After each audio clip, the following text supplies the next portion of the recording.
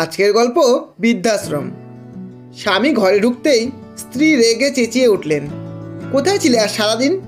অফিসে খবর নিয়েছি, সেখানেও যাওনি তুমি, ব্যাপারটা কি শুনি? স্বামী তোতলাতে তোতলাতে বললেন, মানে? স্বামীর মুখের কথা কেড়ে নিয়ে স্ত্রী আবার চেঁচিয়ে উঠলেন, কোথায় গিয়েছিলে বলছো না কেন? আর এই নোংরা বাক্স আর কাপড়ের পোটলা কোথা থেকে উঠিয়ে নিয়ে এসেছো? স্বামী কোনো মতে সাহস সঞ্চয় করে বললেন, আমি মাকে আনতে গ্রামের বাড়ি চলে গিয়েছিলাম, এবার আগুনে যেন পেট্রোল পড়ল।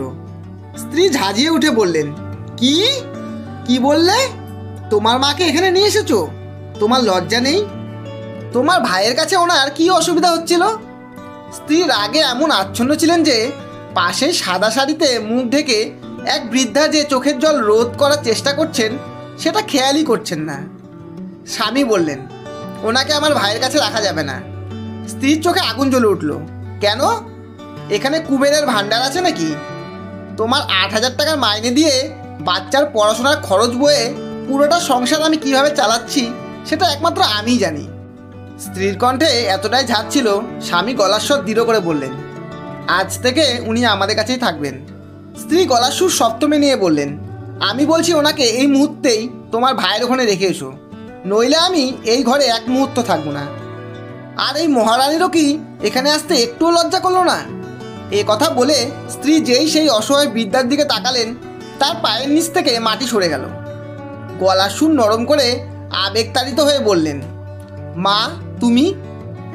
বৃদ্ধা দুঃখে কাঁদো কাঁদো হয়ে বললেন, হ্যাঁ রে, তোর ভাই আর ভাইয়ের বউ আমাকে ঘর থেকে তাড়িয়ে দিয়েছে, কোথায় যাব? তারপর আমি জামাইকে ফোন করলে সেই আমাকে এখানে নিয়ে এসেছে।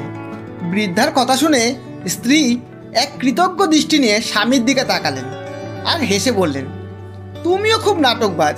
প্রথমেই আমাকে বলে দিলে না কেন যে তুমি আমার মাকে আনতে যাচ্ছ? মা তো মা হন, তোমার মা আর আমার মা, আবার কি? এরপর বিপত্তি হলো অন্য এক জায়গায়। বৃদ্ধা মা বলে উঠলেন, বাবা তুমি আমাকে বৃদ্ধাশ্রমে রেখে আসো, যেখানে তোমার মায়ের স্থান হয়নি সেখানে আমারও থাকা উচিত নয়। স্ত্রী বলে উঠল, না মা, আমি থাকতে তুমি বৃদ্ধাশ্রমে থাকবে কেন? মা বললেন, যে কারণে তোর শাশুড়ি তোর কাছে স্থান পায়নি ঠিক সেই কারণে। আজ আমি জানলাম আমি যেমন একটা কুসন্তান জন্ম দিয়েছি, ঠিক তেমনি একটা কুকন্যাও জন্ম দিয়েছি, তাই আমার স্থান বৃদ্ধাশ্রমে হওয়াই উচিত। তবে তুইও মনটাকে তৈরি কর, তোকেও কিন্তু এই বৃদ্ধাশ্রমেই থাকতে হবে। ধন্যবাদ। গল্পটি যদি ভালো লাগে একটা লাইক অবশ্যই দেবেন এবং বন্ধু ও প্রিয়জনদের শেয়ার করে চ্যানেলটি সাবস্ক্রাইব করে পাশে থাকবেন।